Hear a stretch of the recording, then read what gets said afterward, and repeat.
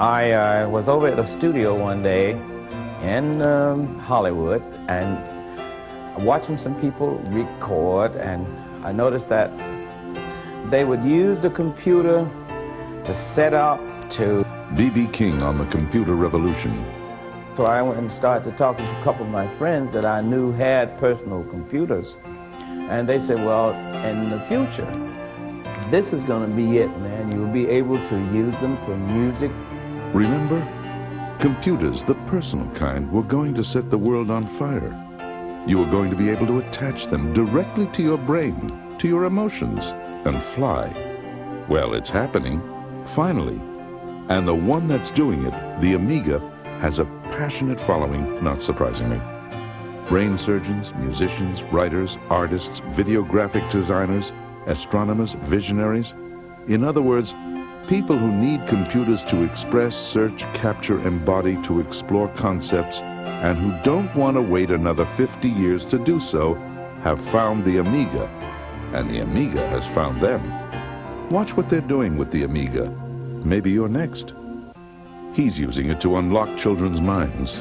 So we started using the computer as a way of teaching reading and as a way of eliminating poor reading as an obstacle to learning. This environment is what we call talking text. Our special people. And we had a question of whether we went with a $1,500 system which was affordable for most American families and schools, or whether we would go with a $5,500 or a $7,800 system using Macintosh or IBM or Compaq. It was simple, a matter of performance for price. And so one of the salesmen, which was a very nice guy, said to me, he said, B, this here, showing me the Amiga, is the computer of the future. Well, I must tell you, to be honest with you, I thought that he was trying to sell me the computer. She's using it for business. In fact, she's made a business out of it. With our Amiga systems, for example, we can create a corporate logo for a customer. We can create it once on the Amiga. We then have the option within our company to spit it out as 35mm slide, 4x5 transparency, camera-ready art, plate-ready film, positive film for silk screening, videotape to be merged into other images. At the time that this piece was produced, it could not have been produced on any of the other micro-based platforms. But an interesting example is that my 5-year-old son, for example, had never set eyes on a Nintendo game until about 2 weeks ago at his cousin's, and he was horrendously disappointed in what he saw on the screen. Because what he's grown up with is, ever since he was a tiny child, there have been Amiga-based games around the house. But it's the same terminal that I can use to take care of accounting-related functions when I'm at home, or carry over production jobs that I didn't get completed through the day. He's using it to make his presentations move. I use a computer because I do a lot of storyboarding. Before, when I was just making print storyboards, here's an example of a print storyboard for 3 Men and a Baby. I used to basically walk into the client and show them a print storyboard. The program I use the most to create storyboards and stuff is a program called Deluxe Paint 3. It was a great program. It's gotten better and better. Now it has animation capabilities. Computer for the creative mind. I think it's right on, you know? In a regular kind of marker comp or airbrush comping world, ideas get away before you can get them down on paper. You know, with the Amiga, you can create an image and save it off to disk and be on to the next one before those ideas get away. Sure enough, I got it to the house. I taken it and I took it out, and instead of using the board, I could use the mouse, and I started having a good time right off with it. He's using it to give the Pentagon what it asked for, more realism. We can put a person into any world we choose, whether it be an airplane or a car or a boat or a spaceship. The Amiga is a fantastic machine for doing those kinds of things. For example, in this case, here we have showing the dashboard, and I can begin to render a screen. Turn on the blue horizon and see how quickly it was easy just to make a color change. I can then put together a roadway, and these tools allow me to play the what-if games from an artistic standpoint. White line down the middle. What I'm doing here is creating a world. This is a road running into a park, and then I can change the background color to a little bit lighter blue and erect a building right next to it. Say a white building here. You can create a person fairly easily. This is what we call our little cardboard people. They're just roughed out, just like the way I'm doing it here. And these are turned over to the programmers. There isn't any machine that I know of that for under $1,000, like for an Amiga 500, that you can have the sound quality, the 4 channels of digital sounds, the resolution of graphics that you have here, the number of colors that you have here, and the kinds of other software tools that are available on the marketplace. Amiga is a very well-supported machine. It's a machine of choice by a lot of programmers, musicians, and artists. Even the people who have much more expensive computers in our office also have an Amiga. He's using it to invent games. I started doing video games for this machine because it offered me the opportunity to create and stylize and design and produce the philosophy in a computer game that I wanted to do, which is a multiplayer game. And that means that 2 people could play at the same time on the same computer. Now this effect right here is for a game called 20,000 Leagues Under the Sea, being done by Jim Sachs. And as you can see, the quality of the artwork is not just superior, but very realistic. It's ungame looking. You feel like you're looking at a real little sea.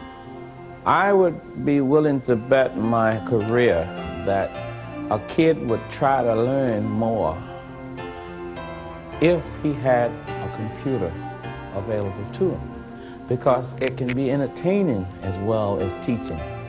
Well, every year in my junior high we have a big science report. Instead of just like writing the whole thing out, then typing it on like a typewriter or something, because I could just tell the computer to like print it out and it would just do it. It was a lot easier than it used to be. Anybody that don't type, and I'm not one that does peck, the Amiga, the way the mouse works with it, you can do anything you want to do. And most kids, you know, or young people, or old people that, like I am, that don't use the keyboard, can do whatever they want with the mouse. And this is the fun part about it. Using it to walk and chew gum at the same time. When we first brought the Amiga home, we were all excited because of all the potential. And we put up a demo program called Kaleidoscope that was just these incredible, gorgeous colors and shapes. And for 2 hours, we sat there and watched it going, wow, to each other. And then we called up our friends who came over and said, wow. Because prior to that, I mean, working in offices, you get to know a lot of personal computers because that's what everybody uses. And I didn't like IBMs because they were just so slow and stodgy, and everything that had to do about it was so business-oriented that, you know, I'm a novelist, and trying to be creative on an IBM was like beating your head against the wall. One of the things about the Amiga that still puts it ahead of every other machine that's out there, and I don't care how much it costs, is the fact that it multitasks so well. IBM, they keep promising OS2, and they keep promising this, and they keep promising that. The Macintosh has come out with this thing called Multifinder. It's not multitasking, it's different. It's not having programs which can interact with each other at the same exact time. I mean, you could actually have a program feeding another program data and then process the data with the second program while you're doing something totally different. Multitasking eliminates the need for a printer buffer, for one thing, because you could have the machine printing while you go and you do some more word processing. He's using it to inspire his students. Art is a very time-intensive process, and for all the changes and looking at the image and considering it and so forth. And a lot of the process needs to be able to accommodate inspiration, which means that a person needs to say, aha, I have an idea, and be able to go right to their system. This was a exercise from the intro class using paid software. This is from the 3D class. This is from the intro class, building objects from primitive forms. This is where we introduce the students to 3D computer graphics. In order to produce these type of graphics on any system, it would cost you 2 to 3 times what it cost you to do it on the Amiga. It's a funny thing about the computer. It's kind of like pilots that fly. I'm a pilot. I like musicians, you know. When you find one chord, you say, man, did you try that Dumblet 7 chord? You know, same thing with the computer. You start to fooling with it, and you want to share it with your friends. So I started talking then with, I never did learn, still haven't learned computer talk as some do, but I get my question over, how do you do this? And they started to show me, And that's when I fell in love with the Amiga computer. He's using it to explore the oceans. We needed some way to superimpose relevant information that the vehicle is heading, how deep it is, things of that nature. We wanted to display it directly on the screen so that the operator, while we call it flying the vehicle, is operating the vehicle. He can, without taking his eyes off the screen where he's driving, he can tell where he's going and how deep he is. With the Amiga, we found that here at Deep Ocean Engineering that it's so easy to create graphic images and really helps to get your ideas across. He uses it in his whole life. The Amiga finds its way into every nook and cranny in our business and in our home. Just as an entertainment computer, I mean, there is nothing better to play games on if you like games. I particularly like a lot of the flight simulator games. I am a musician also, so I've got a great variety of the sequencing software for music, and we've got it hooked up with a PostScript laser printer, which gives us typeset quality output.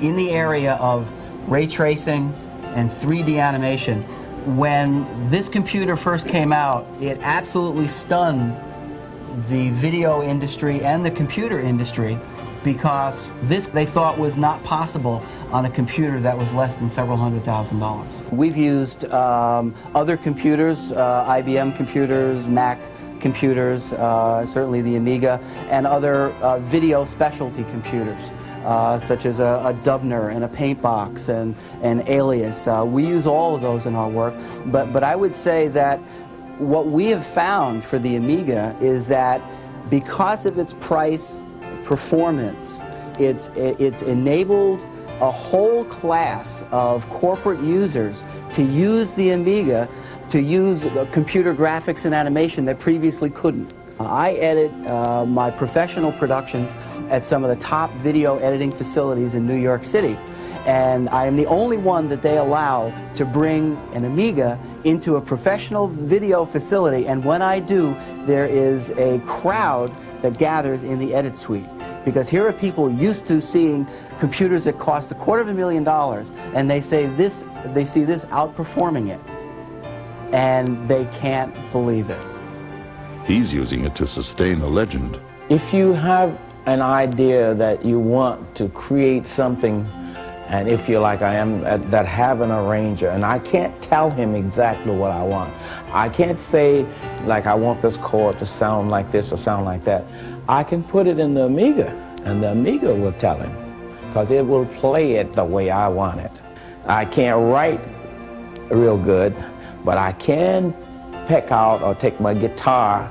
I got my fingers in the position on Lucille here, and I'm holding it here, and I got this hand on the Amiga, and I'm going with that because I know this is what I want, that's what I want, this is what I want, and I put it in the Amiga, and the Amiga plays it back.